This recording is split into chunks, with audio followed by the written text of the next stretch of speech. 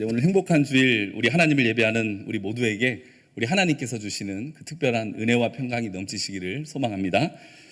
우리가 하루를 지내다 보면요, 이렇게 배고픔이 느껴지는 시간이 있습니다. 그래서 배고픔이 느껴지면 식사를 하거나 우리가 간식을 먹기도 하죠. 그런데 그거 아십니까?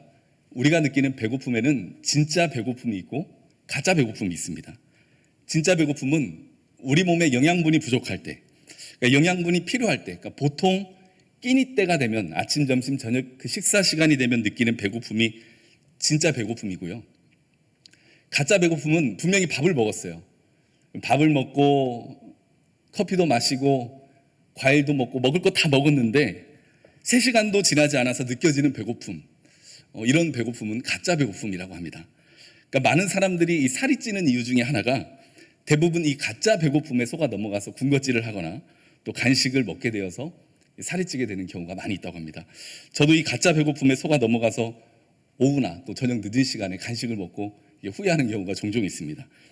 그런데 배고픔에만 진짜가 있고 가짜가 있는 것이 아니라요, 우리가 느끼는 행복에도 진짜가 있고 가짜가 있다는 거 아십니까? 진짜 행복이 있고 가짜 행복이 있다는 거 아십니까?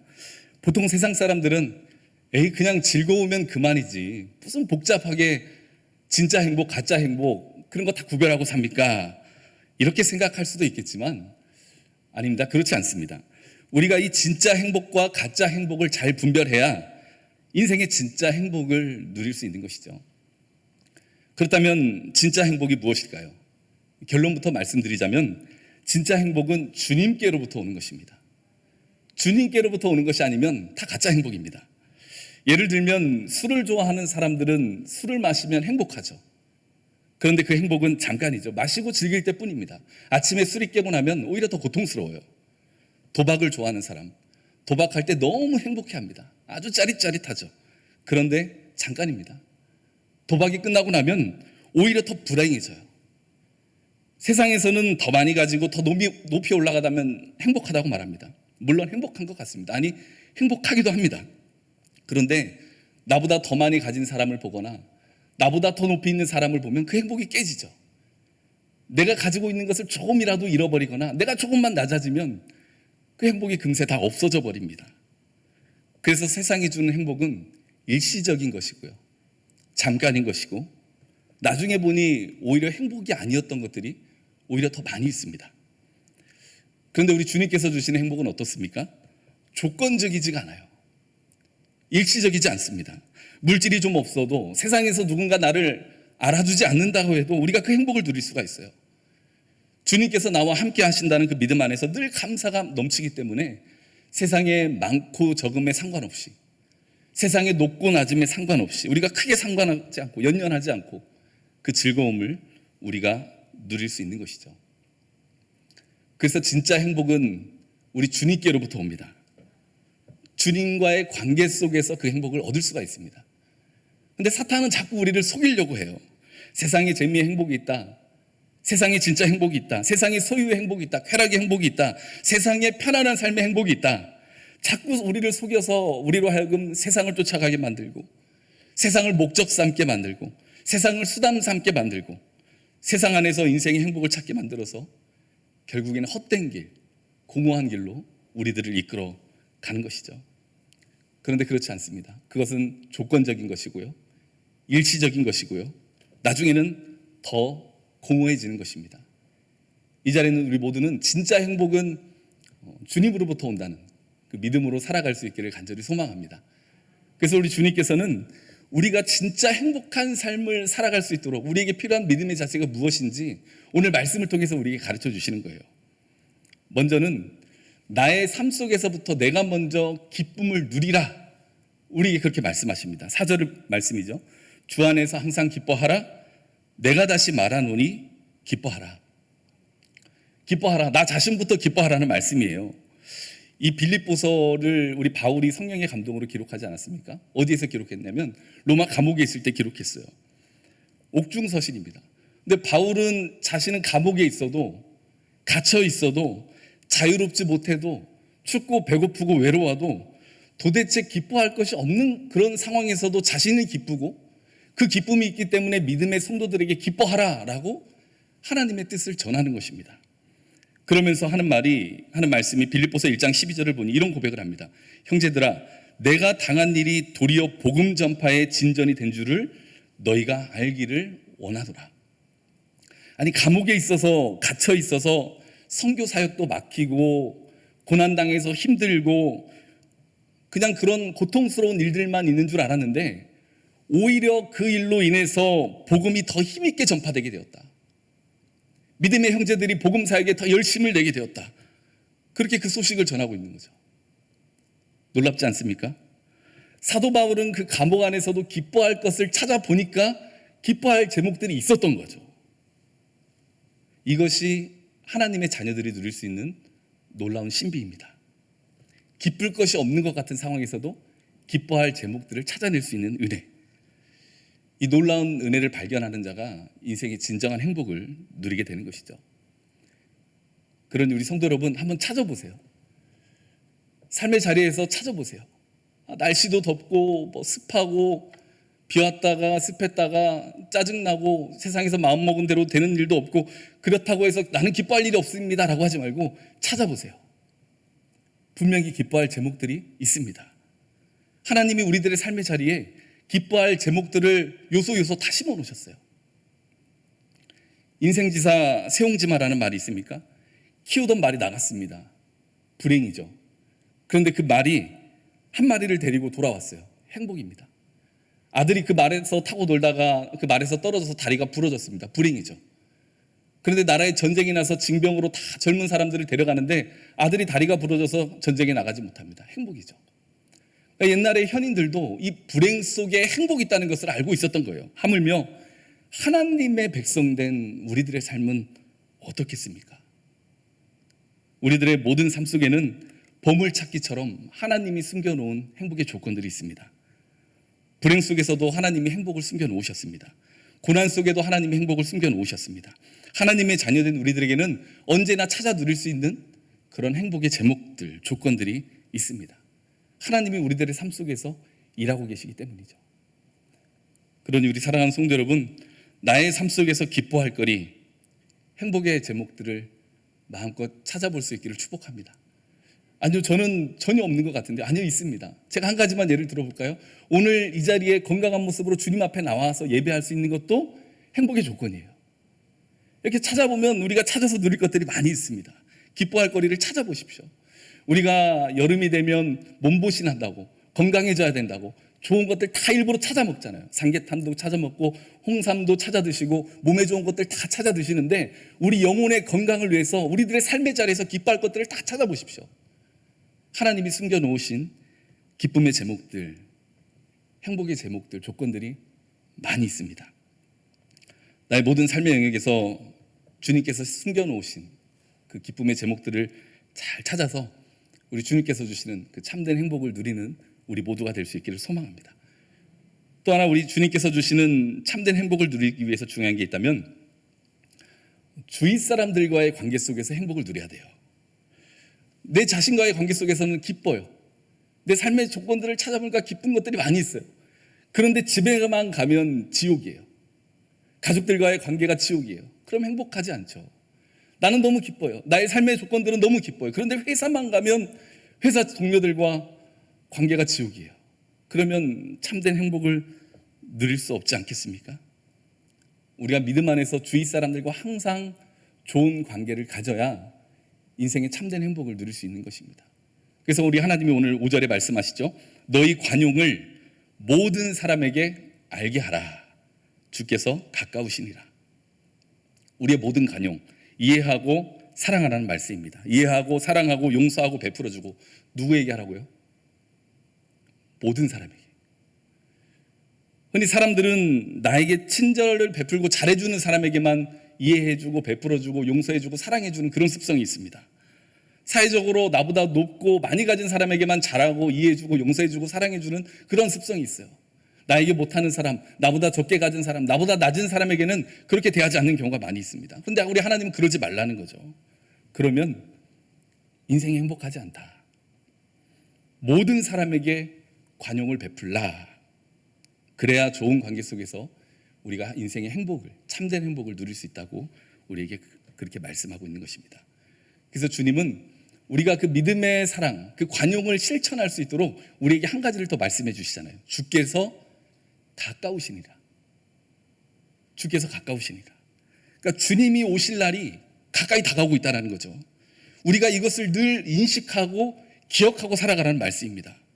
우리가 오늘이 마지막일지 내일이 마지막일지 이런 종말론적인 신앙을 가지고 살아간다면 우리가 누군가와 굳이 원수 맺고 살아갈 그럴 이유가 있겠습니까? 누군가를 이해하지 못하고 품어줄 그럴 이유가 있겠습니까? 우리가 이 종말론적인 주님이 가까이 오신다는 이 종말론적인 신앙을 가지고 살아갈 때 모든 사람과 우리가 화목을 이룰 수 있는 것이죠. 아이고 2000년 동안 주님 안 오셨는데 아유 설마 저렇게 살아갈 때 주님 오시겠습니까? 라고 생각할 수도 있겠지만 주님이 오고 계시지 않는다면 우리가 가고 있습니다. 우리가 하루하루 살아가고 있는 것이죠. 우리가 숨쉬는 순간까지 주님이 안 오시면 내가 가는 것입니다. 언제 갈지 모르죠. 미워하며 살 시간이 없습니다. 그러니까 바울은 자신에게 고난을 준 사람들과 원수를 맺고 살아간다는 그 마음이 그렇게 살아가면 자신이 죽을 것 같아서 이런 고백을 하죠. 형제들아 내가 그리스도 예수 우리 주 안에서 가진 바 너희에 대한 나의 자랑을 두고 단언하노니 나는 날마다 죽노라. 나를 미워하고 불편하게 하게 하는 사람 끌어안고 날마다 죽고 난 뒤에 다시 부활하는 거예요. 그래서 어제의 나는 죽고 없으니 이제 용서가 되고 다시 사랑할 힘이 생겨서 하루하루 사랑하고 살고 하루하루가 마지막 날처럼 귀하기 때문에 하루하루를 마지막 날처럼 살기 때문에 용서하지 못할 사람이 없고 사랑하지 못할 사람이 없는 것이죠. 우리가 성령 충만하면 성령의 열매가 맺히지 않습니까? 그런데 그 성령의 열매가 무엇입니까? 방언인가요? 신유의 능력인가요? 예언인가요? 아니면 그거는 우리 성령님께서 각 사람에게 주시는 특별한 은사고요. 성령의 열매는 사랑과 희락과 화평과 오래 참음과 양성과 자비와 충성과 온유와 절제입니다. 성령의 열매는 특별한 것이 아니고 다 인격적인 거예요. 사랑으로 시작해서 절제로 끝납니다. 다른 사람을 사랑하기 위해서 내 자신을 비워내고 절제하는 그 모습, 그것이 바로 성령 충만한 사람, 성령의 열매라는 것이죠. 우리 예수님을 믿는 우리 기독교 신앙은 누군가를 미워하고 증오하고 복수하는 신앙이 아닙니다. 사랑의 신앙이며 용서의 신앙이며 화해의 신앙인 줄 믿습니다. 그런 우리 사랑하는 성도 여러분, 이 안개 같은 우리들의 인생, 이 사랑만 하며 살기에도 너무 짧지 않겠습니까? 가족들과 사랑만 하며 살기에도 너무 짧지 않겠습니까? 며느리와 시어머니와 친정과 시댁과 남편과 아내와 사랑만 하며 살기에도 너무 짧지 않겠습니까? 교회 와서 교우들과 사랑만 하며 신앙생활 하기에도 너무 짧지 않겠습니까? 직장에서 세상에서 이웃들과 사랑만 하며 살기에도 너무 짧지 않겠습니까? 주님께서 주신 이 소중한 인생, 우리가 미워하고 원망하고 복수하고 그런 마음으로 살기에는 우리 인생이 너무 짧습니다. 아깝습니다. 그러니 주님께서 주신 이 소중한 날들을 우리가 열심으로 사랑하고 이해하고 용서하고 관용을 베풀고 열심으로 그런 마음으로 살았다가 주님 앞에 섰을 때 인생 참 잘 살았다고 칭찬받는 우리 모두가 될 수 있기를 소망합니다. 그러니 모든 사람들에게 관용을 베풀고 사십시오. 주님 오실 날이 가까워지고 있습니다. 우리도 주님께로 갈 날이 가까워지고 있습니다. 이 믿음으로 살면 용서 못할 사람도 없고요. 이해하지 못할 것도 없고요. 참지 못할 것도 없습니다. 또 주님은 늘 우리와 함께 하시기 때문에 우리가 억울한 일이 있으면 우리 주님께서 다 갚아 주실 것입니다. 하루하루가 너무 귀합니다. 한 달 한 달이 너무 귀합니다. 우리 모두는 주님께서 가까이 오고 계신다는 믿음 안에서 모든 사람에게 관용을 베풀며 좋은 관계 속에서 살아가는 그런 행복한 인생이 될 수 있기를 소망합니다. 그리고 마지막으로 우리가 진짜 행복을 누리기 위해서는요, 내 자신 안에서 기쁨을 찾고 또 다른 사람들과의 좋은 관용을 베풀며 좋은 관계 속에서 지내는 것, 그리고 그 후에는 주님과의 관계가 중요합니다. 늘 주님과 이 깊은 관계 속에서 지내야 되는 것이죠. 나의 삶의 자리에서 기쁨을 찾고 가족들과 이웃들과 행복하게 지내는 것도 중요하지만 이 모든 일은 우리 주님이 도와주셔야 돼요. 그래야 가능합니다. 주님이 함께 하셔야 돼요. 그래서 우리는 무엇보다 주님 안에 거하는 믿음 안에서 주님과의 깊은 관계 속에서 행복을 누려야 되는 것이죠. 그래서 우리 주님이 6절에 말씀하시잖아요. 아무것도 염려하지 말라. 다만 모든 일에 기도와 간구로 너희 구할 것을 감사함으로 하나님께 아뢰라. 우리가 주님과의 깊은 관계 속에서 주님께서 나에게 행하실 일들을 기대하고 신뢰하며 감사함으로 나아갈 때 우리 인생의 참된 행복을 누릴 수 있다는 것이죠. 마태복음 6장을 보면요, 그러므로 염려하여 이르기를 무엇을 먹을까, 무엇을 마실까, 무엇을 입을까 하지 말라. 이는 다 이방인들이 구하는 것이라. 너희 하늘 아버지께서 이 모든 것이 너희에게 있어야 할 줄을 아시느니라. 우리 주님 말씀하지 않습니까? 염려는 누가 합니까? 이방인들이 하는 거예요. 이방인들이 누굽니까? 하나님을 아버지로 모시지 않는 사람들이에요. 그러니까 염려는 하나님을 아버지로 모시지 않는 사람들이 하는 것인데, 자꾸 우리가 하나님이 없는 것처럼, 아버지가 안 계신 것처럼 염려하고 살아간다면 우리 하나님이 얼마나 서운하시겠어요? 얼마나 마음이 답답하시겠습니까? 그래서 마태복음 6장 34절을 보면 이런 말씀하시죠. 그러므로 내일 일을 위하여 염려하지 말라. 내일 일은 내일이 염려할 것이요 한날의 괴로움은 그날로 족하니라. 주님과의 깊은 관계 속에서, 그 관계 속에서만 우리들의 인생의 모든 염려를 떨쳐버리고 참된 행복과 평안을 우리가 누릴 수 있는 것이죠. 그래서 에베소서 3장을 보면 이렇게 말씀하십니다. 우리 가운데 역사하시는 능력대로 우리가 구하거나 생각하는 모든 것에 더 넘치도록 능히 하실 이에게. 하나님은 우리가 구하고 생각하는 모든 것에 더 넘치도록 행하시는 하나님이신 줄 믿습니다. 우리가 흔히 기도할 때 하나님은 예스, 좋아, 아니면 웨이트, 기다려, 아니면 노, 그건 안 돼, 그렇게만 응답해 주신다고 생각하지만 사실 예스, 웨이트, 노 다 합치면 결국에는 더 베스트예요. 결국에는 하나님을 합력하여 최고로 좋은 것을 우리들에게 응답해 주시는 줄 믿습니다. 그러니 우리가 구하는 것보다 더 좋은 것으로 채워주실 하나님을 신뢰하고 그 하나님을 의지하고 감사하며 주님과 친밀한 관계 속에서 살아간다면 우리 인생의 참된 행복을 누릴 수 있게 된다는 것이죠. 그렇습니다. 우리 모두는 세상이 주는 가짜 행복이 아니라 주님께서 주시는 진짜 행복을 누리시기를 소망합니다. 어떻게 해요? 먼저는 내 자신의 삶 속에서 기쁨의 제목들, 행복의 제목들을 찾아 누림으로, 그리고 주위 사람들에게 관용을 베풀며 행복을 누림으로, 또 더 베스트, 가장 최고의 것을 주실, 어떠한 상황에서도 가장 최고의 것을 주실 그 주님을 신뢰하고 기대하는 그 주님과의 친밀한 관계 속에서 우리가 그러한 믿음으로 살아간다면 우리 인생의 모든 영역에서 우리가 인생의 참된 행복을 누리며 살아갈 수 있을 것입니다. 이 믿음으로 살아가는 자에게 우리 주님께서 약속하시죠. 7절의 말씀입니다. 그리하면 모든 지각에 뛰어난 하나님의 평강이 그리스도 예수 안에서 너희 마음과 생각을 지키시리라. 아멘. 진짜 평안, 진짜 행복, 우리 하나님이 주시는 하나님의 평강을 마음껏 누리게 하시겠다는 하나님의 약속입니다. 우리 사랑하는 성도 여러분, 행복은 환경에서 오는 것이 아닙니다. 주님 안에 있을 때 오는 것입니다. 우리 인생에 어떤 파도가 밀려와도 주님 안에 있는 사람은 주님이 지켜주십니다. 바울은 사람들이 보기에는 감옥이 있었지만 주님 보시기에는 주님 안에 있었던 사람이에요. 그래서 늘 은혜 안에 있었습니다. 늘 행복 안에 있었습니다. 그렇습니다. 세상의 것을 다 가져도 주님 안에 거하지 않는 사람은 그 참된 행복을 누리지 못하죠. 하지만 세상에 부족해도 주님 안에 거하는 사람은 그 참된 행복을 누릴 수 있습니다. 그러니 주님의 자녀된 우리들은 각자의 삶의 자리에서 늘 기쁨의 제목들을 하나하나씩 일부러 찾아 누리는 그러한 삶이 되길 원합니다. 기쁨은 찾는 것입니다. 찾아보십시오.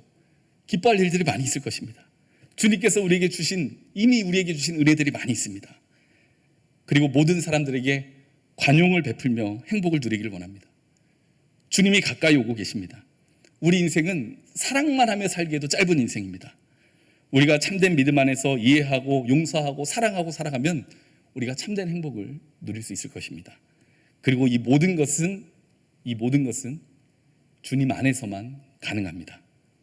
주님 안에서 행복을 누리십시오. 아버지 없는 이방인처럼 내일 일을 염려하지 마시고 감사함으로 하나님께 구하십시오. 우리 하나님께서는 더 베스트, 최고의 것으로 우리를 채워주십니다. 우리가 이런 믿음으로 살아간다면, 그리하면 모든 지각에 뛰어난 하나님의 평강이 그리스도 예수 안에서 너희 마음과 생각을 지키시리라. 이 세상이 줄 수 없는 이 기쁨, 세상이 줄 수 없는 이 행복, 세상이 줄 수 없는 이 평안이 저와 우리 성도 여러분들의 것이 될 것입니다. 이러한 믿음으로 모든 삶의 자리에서 하나님이 주시는 그 평강을 마음껏 누리는 그 행복하고 복된 인생 다 되는 우리 모두가 될 수 있기를 주님의 이름으로 축원합니다. 하나님, 우리 모두가 하나님께서 주시는 평강을 누리기를 원합니다. 참된 행복을 누리기를 원합니다. 믿음 안에서 나의 삶의 모든 자리, 하나님 삶의 자리에서 기쁨의 제목, 감사의 제목, 행복의 제목을 하나님 찾아 누리게 하시고, 또 하나님께서 허락하신 소중한 관계 안에서 모든 사람에게 관용을 베풀며 행복한 삶을 살아가게 하여 주시옵소서. 무엇보다 우리의 모든 삶이 주님 안에 있사오니 가장 좋은 것으로 채우시는 주님 안에서 염려하지 않고 감사함으로 참된 행복을 누리며, 하나님 우리들의 삶을 뒤돌아보았을 때 모든 것이 주님의 은혜였습니다 라고 고백하는 우리 모두가 되게 하여 주시옵소서. 감사드리며 우리 주 예수 그리스도 이름으로 기도합니다. 아멘.